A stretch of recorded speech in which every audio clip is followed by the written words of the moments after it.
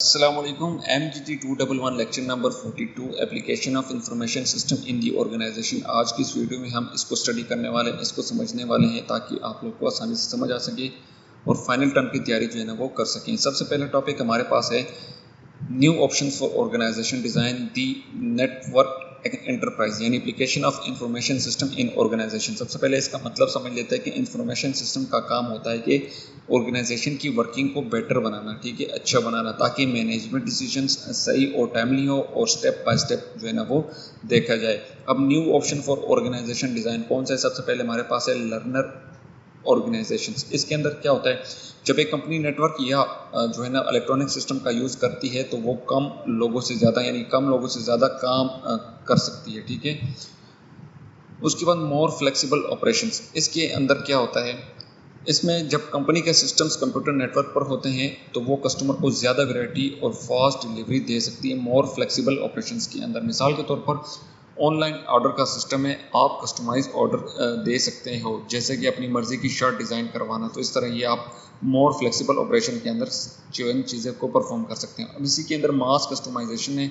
मास customization एक ऐसा process जहां हर कस्टमर की डिमांड के मुताबिक चीज़ बनाई जाए लेकिन वो कॉस्ट पर और ज़्यादा क्वांटिटी, ठीक है, ये होता है इसका। मिसाल के तौर पर डेल कंप्यूटर कस्टमर की डिमांड के हिसाब से जो है ना वो कंप्यूटर असेंबल करता है।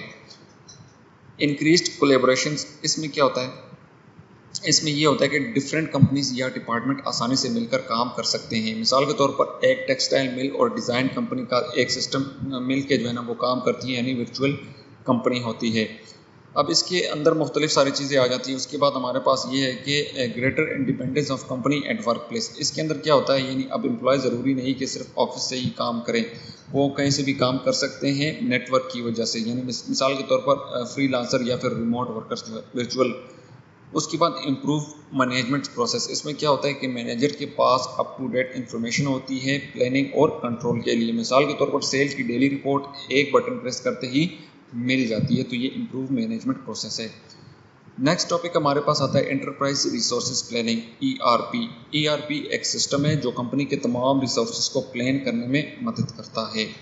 सोर्सेज, इसके अंदर कौन कौन से सोर्सेज हैं इसके, यानी पैसा, फाइनेंशियल रिसोर्सेज, उसके बाद एडमिनिस्ट्रेटिव यानी मशीनरी रिसोर्सेज वगैरह, ठीक है, ये तमाम चीज़ें इसके अंदर शामिल हैं। उसके बाद टाइप्स ऑफ इंफॉर्मेशन सिस्टम।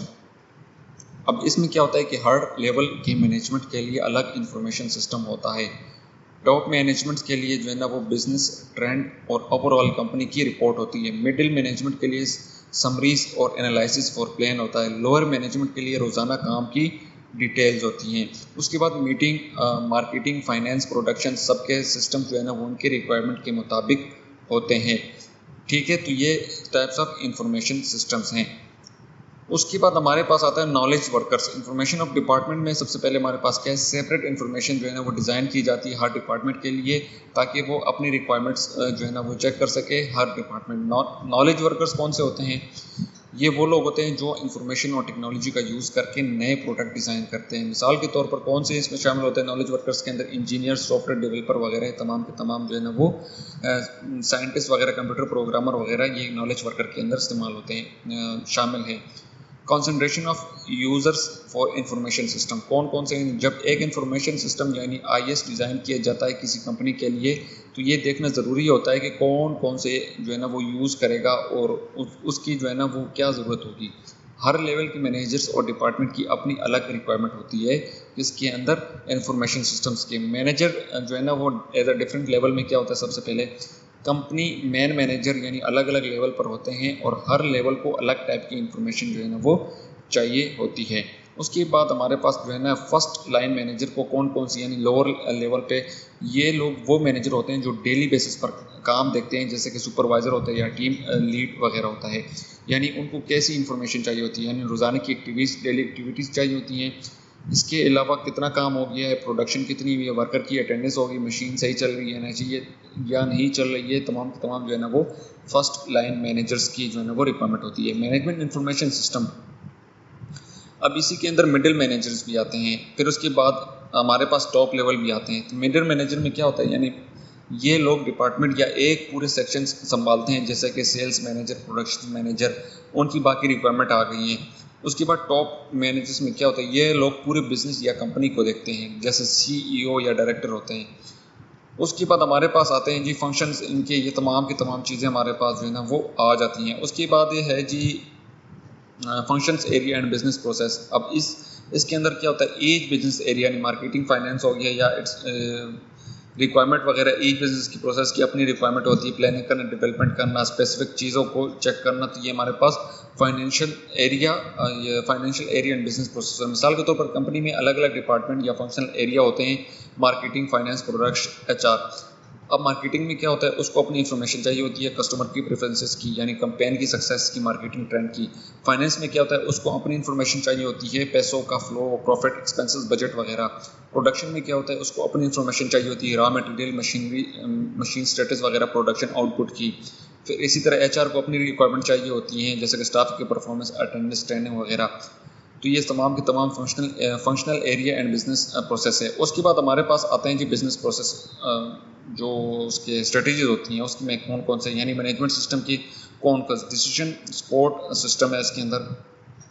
अब इसके अंदर क्या होता है हमारे पास, इसके अंदर ये होता है कि DSS मैनेजमेंट सिस्टम को सपोर्ट देता है कि डिसीजन लेने में इंटरनल और एक्सटर्नल इंफॉर्मेशन से एनालाइज करके, यानी क्या करना, यानी DSS यानी डिसीजन सपोर्ट सिस्टम क्या करते हैं, मैनेजमेंट को सपोर्ट देता है कि डिसीजन लेने में इंटरनल और एक्सटर्नल इंफॉर्मेशन से एनालिसिस करके, यानी DSS बताएगा कि नए मार्केट में एंट्री सही है या नहीं है। मैनेजमेंट इंफॉर्मेशन सिस्टम का ये क्या होता है कि ये एक मैनेजमेंट को डिसीजन लेने में हेल्प करता है, ठीक है, मैनेजमेंट सिस्टम जो होता है।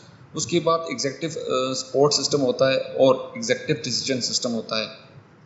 इन दोनों का मतलब क्या है कि एग्जीक्यूटिव, ये सिस्टम टॉप एग्जीक्यूटिव के लिए होता है जो उनके एक्यूरेट और टाइमली इंफॉर्मेशन देता है बड़े फैसले लेने के लिए। मिसाल के तौर पर कंपनी के ग्लोबल परफॉर्मेंस की समरी हो तो ये जो है ना एग्जीक्यूटिव सपोर्ट सिस्टम जो है ना ESS और EDS का इस्तेमाल होता है। उसके बाद कंप्यूटर नेटवर्क में क्या है, जब कंप्यूटर एक दूसरे से कनेक्ट होते हैं इंफॉर्मेशन शेयर करने के लिए तो इसको हम कंप्यूटर नेटवर्क कहते हैं। मिसाल के तौर पर ऑफिस में सब कंप्यूटर कनेक्ट होते हैं प्रिंट या इंटरनेट से। उसके बाद इसके कंपोनेंट्स हैं, कौन कौन से कंपोनेंट्स हैं, हार्डवेयर है, सॉफ्टवेयर है, कंट्रोल है, डेटाबेस है, पीपल्स हैं और टेली कम्युनिकेशन है। अब हार्डवेयर में क्या आता है, हार्डवेयर की सबसे पहले ये बताते हैं, हार्डवेयर का मतलब होता है कि फिजिकल चीज़ें जो कंप्यूटर का हिस्सा होती हैं जिन्हें तुम जो है ना वहाँ से छू सकते हो, ठीक है। इसके पार्ट में सबसे पहले इनपुट डिवाइस है, CPU है यानी सेंट्रल प्रोसेसिंग यूनिट है और मेन मेमोरी है।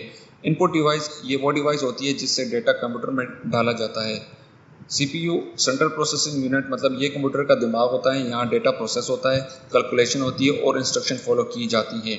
उसके बाद मेन मेमोरी है, इसमें तुम कंप्यूटर की टेम्परेरी मेमोरी समझ लो, यानी ये प्रोग्राम और डेटा को तब तक याद रखता है जब तक तुम काम कर रहे हो। जैसे तुम्हारा दिमाग का हिस्सा, मतलब एग्जांपल है कि जैसे तुम्हारे दिमाग का वो हिस्सा जो काम करते वक्त चीज़ें याद रखता है, सेम मेन मेमोरी का भी यही काम है। प्रोग्राम क्या होता है जी, प्रोग्राम सेट ऑफ इंस्ट्रक्शन होता है, यानी प्रोग्राम एक तरह का हुक्म देना, ठीक है, जो कंप्यूटर को बताता है कि क्या काम करना है और कैसे करना है। आउटपुट डिवाइस क्या है, ये वो डिवाइस होती है जो तुम्हें रिजल्ट दिखाती है। मिसाल के तौर पर मॉनिटर है, प्रिंटर है या तुम्हारा काम शो करती है स्क्रीन के ऊपर, तो ये हमारे पास आउटपुट डिवाइस है। सॉफ्टवेयर वो प्रोग्राम और एप्लीकेशन होते हैं जो कंप्यूटर को बताते हैं कि क्या काम करना है, यानी हार्डवेयर सिर्फ मशीन होती है, सॉफ्टवेयर उस मशीन को उस मशीन की ज़िंदगी होती है। इसके अंदर सॉफ्टवेयर प्रोग्राम है, फिर एप्लीकेशन प्रोग्राम है और ग्राफिकल यूज़र इंटरफेस है, ठीक है। सिस्टम प्रोग्राम क्या होता है, ये कंप्यूटर को बताता है कि रिसोर्सेज जैसे मेमोरी, प्रोसेसर कैसे यूज़ करने हैं। एप्लीकेशन प्रोग्राम ये प्रोग्राम होता है जो तुम अपना काम करने के लिए यूज़ करते हो। मिसाल के तौर पर MS वर्ड है, एक्सेल है, पावर पॉइंट है। ग्राफिकल यूज़र इंटरफेस कौन सा होता है, ये वो सॉफ्टवेयर होता है जो तुम्हारे लिए चीज़ें आसान बनाता है ताकि तुम माउस क्लिक या आइकन पर क्लिक करके काम कर सको। मिसाल के तौर पर विंडोज़ का इंटरफेस, आइकन्स, मेन्यूज, तमाम चीज़ें इसमें आती हैं।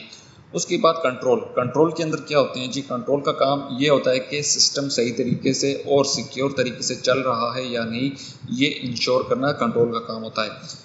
इसमें दो इंपॉर्टेंट चीज़ें होती हैं, प्राइवेसी इन्वेशंस यानी हैकिंग और सिक्योरिटी मेजर्स। प्राइवेसी इन्वेंशंस के अंदर क्या होता है, प्राइवेसी के अंदर यानी जब कोई अनऑथोराइज्ड पर्सन जैसे हैकर्स वगैरह तुम्हारे कंप्यूटर या सिस्टम्स का डेटा चुरा लेते हैं या टेम्पर करता है, बदल देता है, तो इसे प्राइवेसी जो है ना इन्वेड होती है। ठीक है, एग्जांपल बैंक का डेटा चोरी हो जाए या किसी कंपनी की सीक्रेट फाइल लीक हो जाए तो प्राइवेसी हैकिंग होती है। सिक्योरिटी मेजर्स में क्या होता है, ये वो स्टेप होते हैं जो हैकर्स या अनऑथोराइज्ड एक्सेस से सिस्टम को बचाने के लिए जो है ना वो लिए जाते हैं। मिसाल के तौर पर पासवर्ड, फायरवॉल्स है, एंटीवायरस है, एनक्रिप्शंस वगैरह है, तमाम चीज़ें हो गई हैं। उसके बाद हमारे पास आता है जी अकाउंटिंग इंफॉर्मेशन सिस्टम के अंदर क्या होता है, ये एक इकोनॉमिक इंफॉर्मेशन यानी मनी रिलेटेड को रिकॉर्ड करना, एनालाइज करना और रिपोर्ट करना अकाउंटिंग के अंदर इस्तेमाल होता है। अब इसके अंदर जर्नल है यानी जहाँ सारी डेली ट्रांजैक्शंस लिखी जाती है।